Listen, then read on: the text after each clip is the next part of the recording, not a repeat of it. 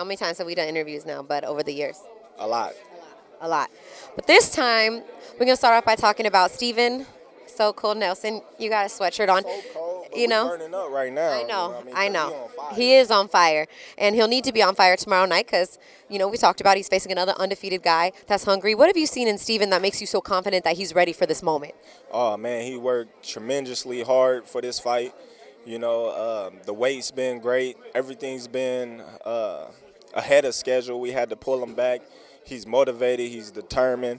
And he's ready to go out there and put on a masterful performance. How much have you seen him improve in these last couple of fights that makes you think that he's ready to kind of get to that next level in 2020?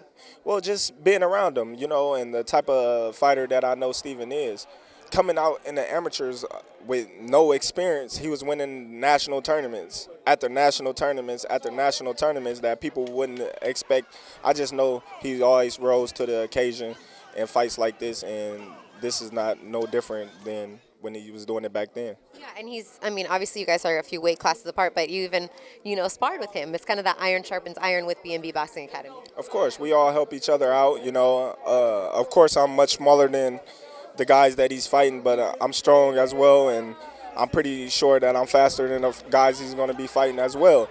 I just feel like this is going to be his outing come tomorrow. He was going to be the walkout, the first bout, on your undercard, and then unfortunately because of the injury to Rob Brett, he gets moved on a co-main event, ESPN. Everything kind of happens for a reason. Now he could, your camp and everyone can just focus on Steven. Of course, everything happened for a reason. It's kind of like when I got the Prescott call. He's in the same position, he's in the same shoes, and he's motivated. And like I said, he's going to go out there tomorrow and put on a masterful performance and be lookout for an early night. If we can switch gears for just a minute, we were sitting in the fighter meetings, and Tim saw you afterwards, and Tim's like, I like what you've been doing on Twitter. I like that you've kind of been vocal and you've been kind of calling out for the fight you want, that Spence fight. Is 2020 just bringing out a different blood? Are you just tired of hearing people talk and want to speak for yourself and kind of get out there on Twitter and tell everybody what it is? Well, yeah, of course. I be going through little things with myself, trying to stay humble and be the man that I am. And, enough is enough. At some point of time, you got to, let them know that, it ain't all fun and games everywhere. I want to fight. Everybody know I want to fight, and I'm tired of people saying that I'm ducking and I don't want to fight this guy or I want to fight that guy, which that's not true. I never ducked any fighter in my career. Every fighter that actually called me out, we eventually fought. So I don't see, me ducking or hiding behind promoters and whatnot to say why the fight can't get made. Yeah, that's got to be frustrating for you when everybody seems to have an excuse for why the fight can't be made happen, but you've really made no excuses. I mean, they say, oh, it's because of your promoter. Bob Arum is your boss. Oh, it's because you're with Top Rank. But really, as we're going to see with Fury and Wilder, things can happen.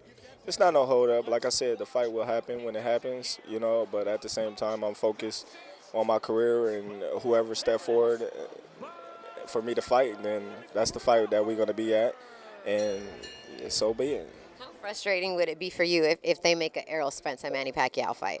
Being with Top Rank and knowing that for a long time you've been trying to get that fight yourself for so long, and then he goes to PBC. What just happens? It's just how the dice roll. Like I told him, if he get that fight, I wish him nothing but the best.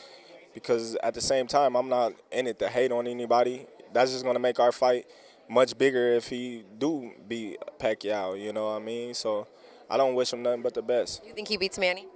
I don't know. He got a high % chance of beating Manny, just like, me. A lot of people consider me and him the 1 and 2 best fighters in the division, and Manny come third. So we never know. It's boxing, though, at the same time. Manny's a great fighter. He's a Hall of Famer, and he showed that he still got a lot left in the tank with Keith Thurman and Broner. So you never know. It's boxing. Another option. I mean, you gotta get another fight. You gotta keep moving along. A name that's been thrown out there is Patrick Teixeira at 154. There's been some articles that being written. Is that an option, something you'd be open to, possibly going up to 154 and capturing a belt if you win the fight in another weight division? Well, it's been talks about that fight on Twitter and all that, but that's not that's not nothing that me and my coach or my manager and everybody have talked about. You know, so this is where we at. This is where we at right now, and when that fight presents itself, then we'll take it accordingly. But it's not. But it's not too far fetched that you could like. I mean, making 154, you have good size for 47, so it's not like there's no way I could go up at 54 and win a fight. Right, right, yeah. There's no doubt in my mind that I can compete with anybody at 154. You know, a lot of people, they look at me and they judge my size and say, "Oh, he's too small for this guy. He's too small for that guy," but they really don't know me physically. You know, so I just look at them and I just say, "Okay, you know, if we fight, then you'll see different." Yeah, and you're sparring with 168 pounders, right? You sparring with Steven So Cool Nelson. Why can't you get up there at 54? So, but I appreciate you always. I know you're going to be enjoying sitting ringside, probably up in the corner with Steven coaching him on, on Saturday night because you don't sit still when your boy's in the ring. But I appreciate you always. Thank you. All right, thank you.